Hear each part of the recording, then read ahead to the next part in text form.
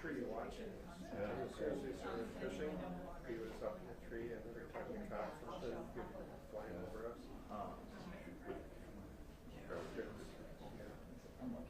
Pretty good quality. And this girl, she's a foreign exchange student from France. Never fished before. She got fished me. She got fished me eventually. Yeah. She would not touch a fish. We'd go down to us for the other off the hook. I haven't heard other than that she's really Right. her partner at work, my wife's wife's boss's husband, so I got told But the eagles are kind of cool. Yeah. We go up to Walker. We go on some little lakes around the area. So there's a lot of national parks. It's in the Triple National Forest. Some lakes are easier to get in than others. That one, there's one of those lakes. We're a little late fishing. Eagles. There's 7 of us. And we're so big compared to all those other stations like us. Every other I don't have it on one. 12 people drive or board.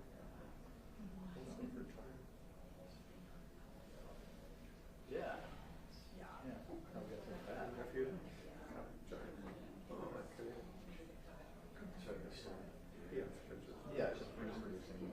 Yeah, so right now we do 6:45. They just fish a lot. Kind of big one. She's going to have a half an hour split with sports. So probably 15 minutes. Yeah, yeah. This is, I have no idea. We don't keep them. We capture it over there. So talk to one. This is a picture of this one.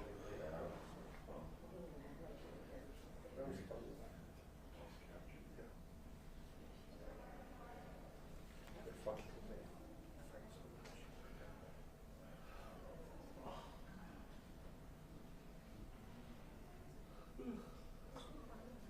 It's fine, man. Yeah, wonderful. This is usually their bread and butter right here. I know, I see them the most.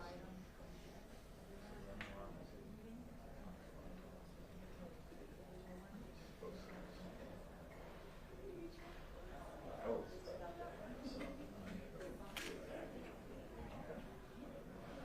Maybe on.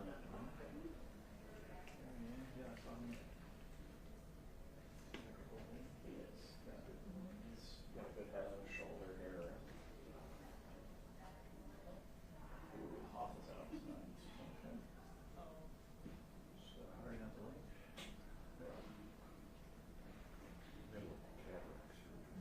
Oh, really?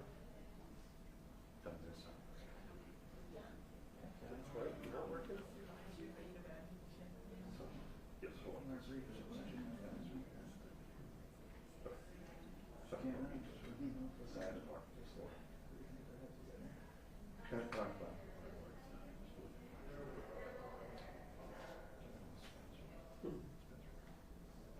I know a guy. Oh, really? Oh, really? Talk a little bit about the family stuff. Who's that city? Nice guy.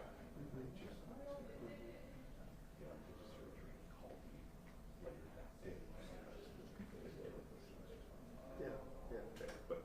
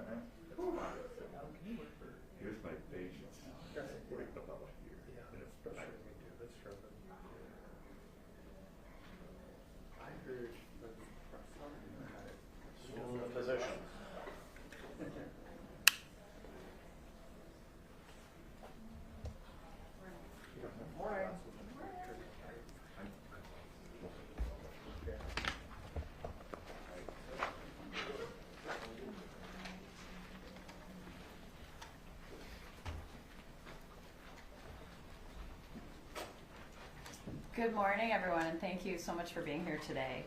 My thanks to Sheriff Witt, Chief Fadden, and Chief Hodges, not only for your presence here today, but for the work that you do every day to keep our communities safe. I'll try to keep this short because I'm obviously not the expert here. They're standing behind me. My name's Kelly Morrison. I'm a physician, a mom, and since January, I'm proud to I have the honor of representing Minnesota's 3rd District in Congress. You know, since I've taken this role, I've had the pleasure of getting to know some of the many police and peace officers who protect and serve the 3rd District.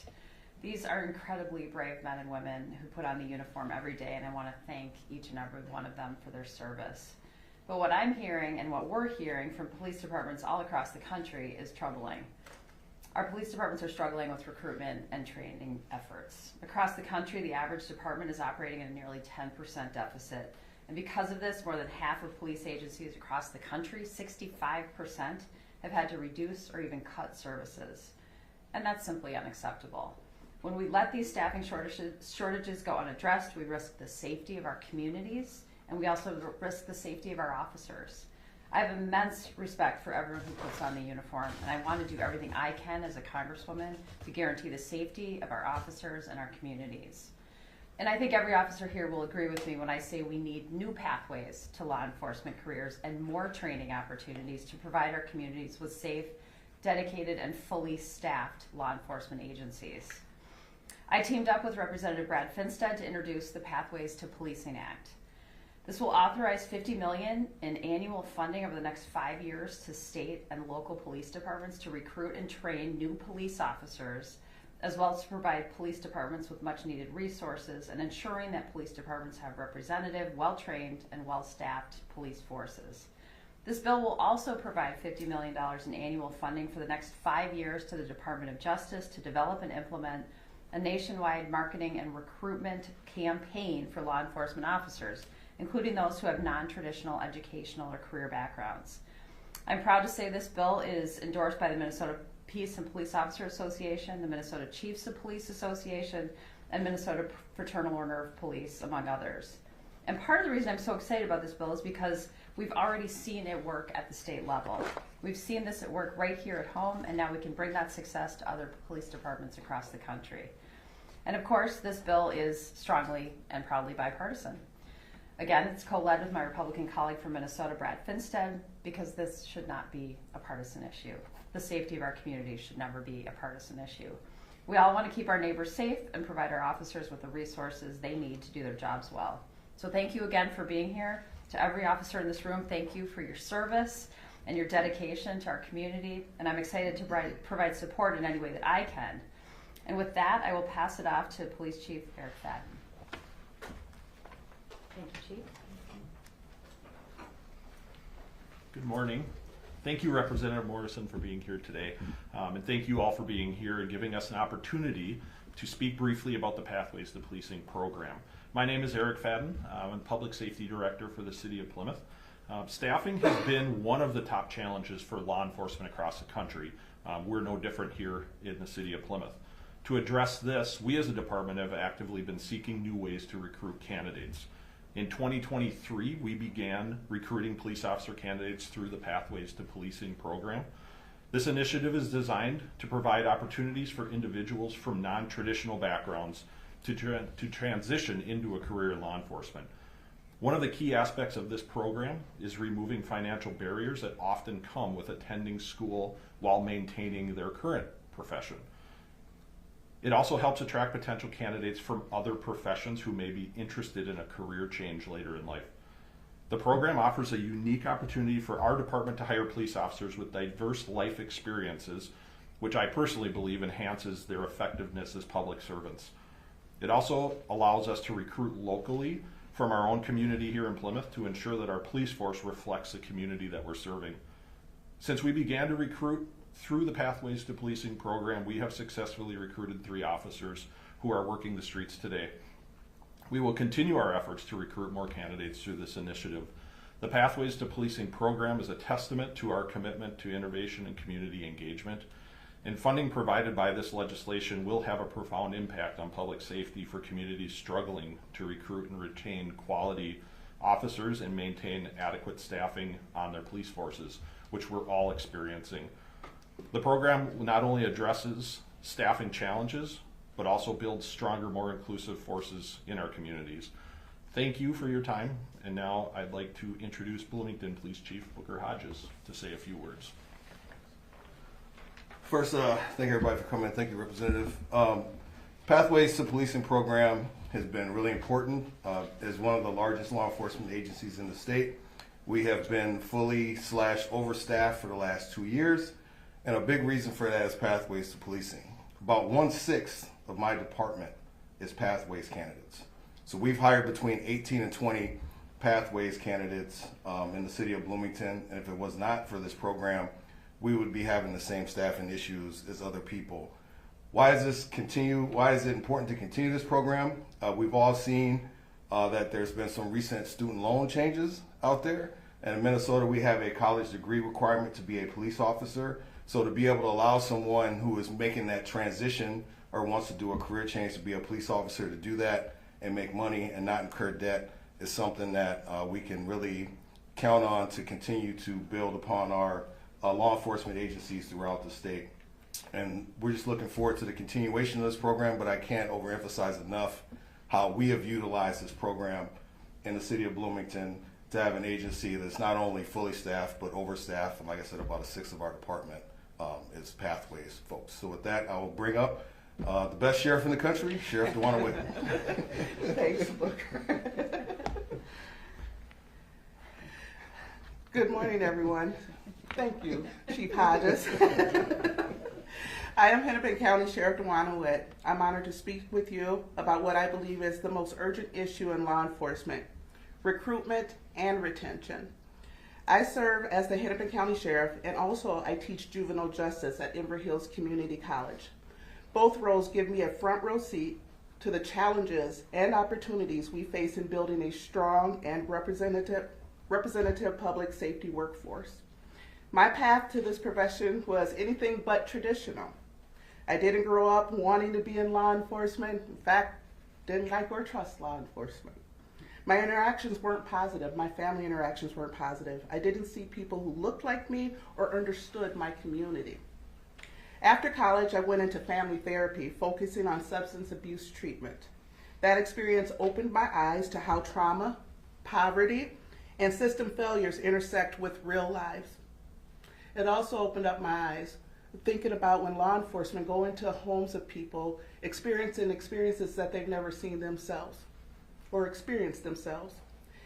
Then in 1999, I heard that the Hennepin County Sheriff's Office was actively recruiting women, specifically women of color, to serve as detention deputies. That was long before DEI was a catchphrase, but something about that moment stuck with me. It felt like a chance to become what my family and I needed to see growing up from our law enforcement community. That decision changed my life, and it grounded my commitment to this work. Serving and protecting isn't just a slogan, it's a responsibility to show up as human beings, not just because of this uniform, not just because of this badge, but also showing people the human being that wear these uniforms and these badges.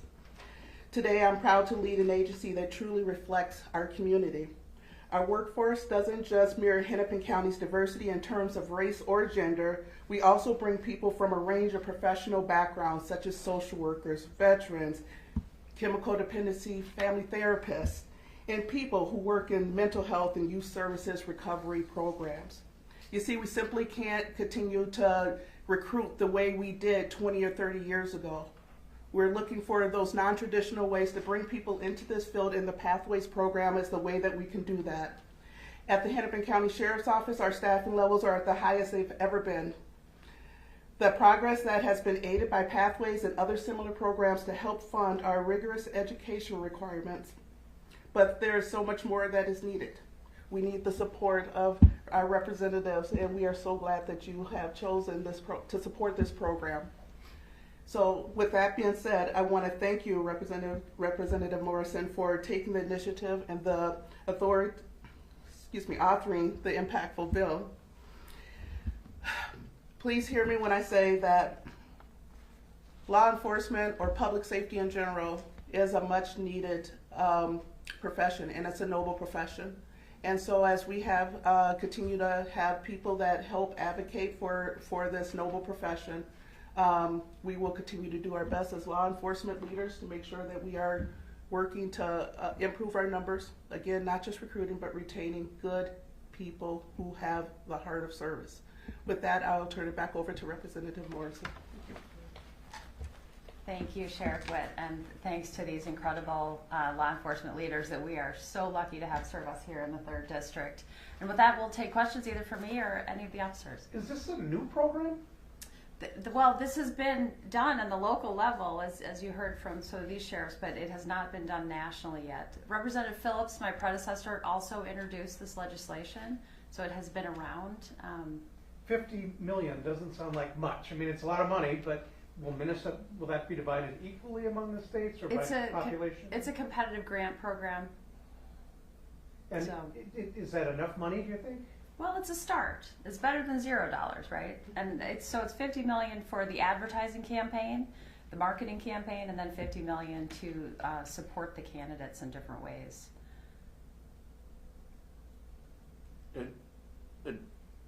That amount gets divided amongst the states. It's a competitive grant program, so you have to apply for it.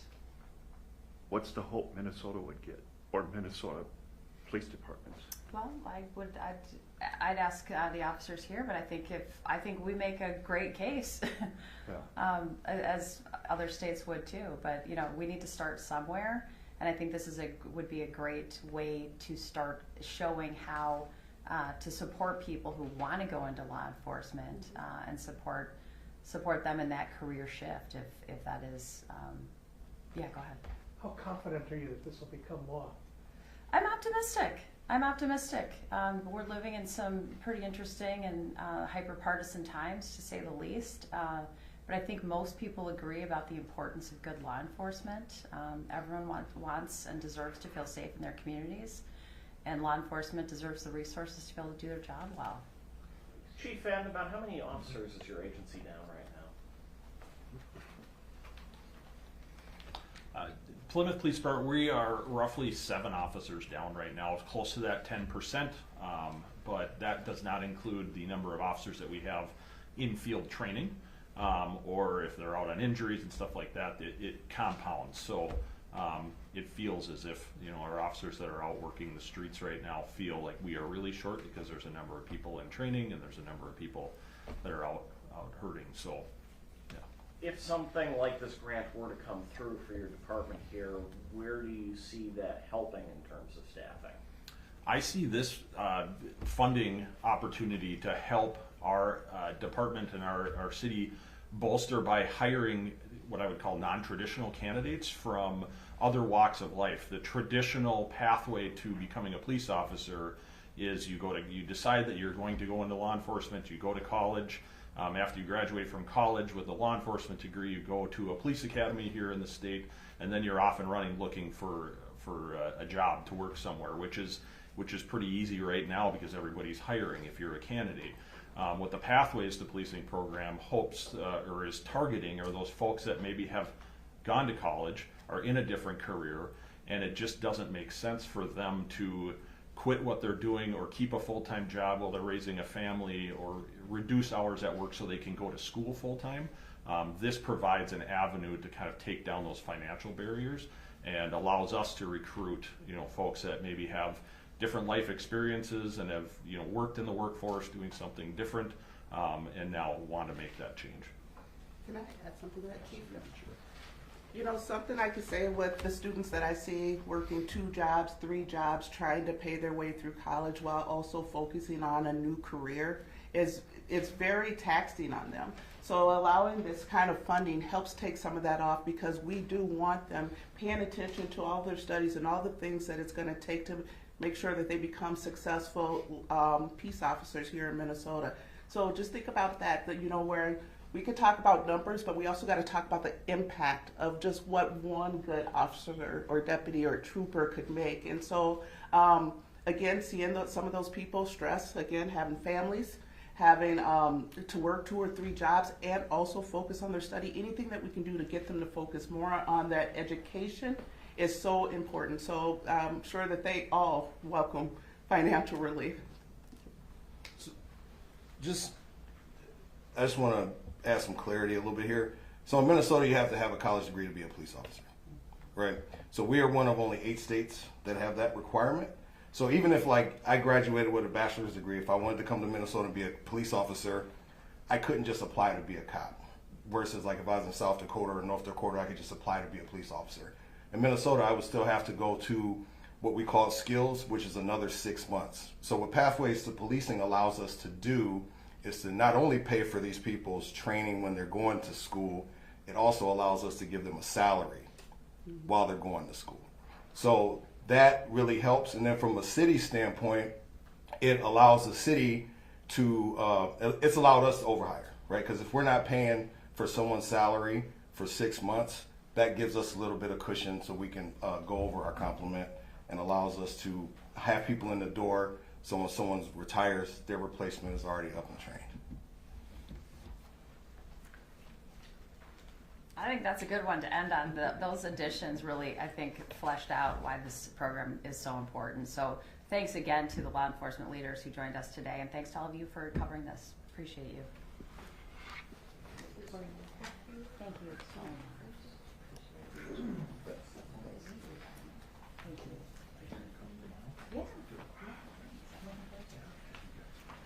Grab all these microphones and Yeah.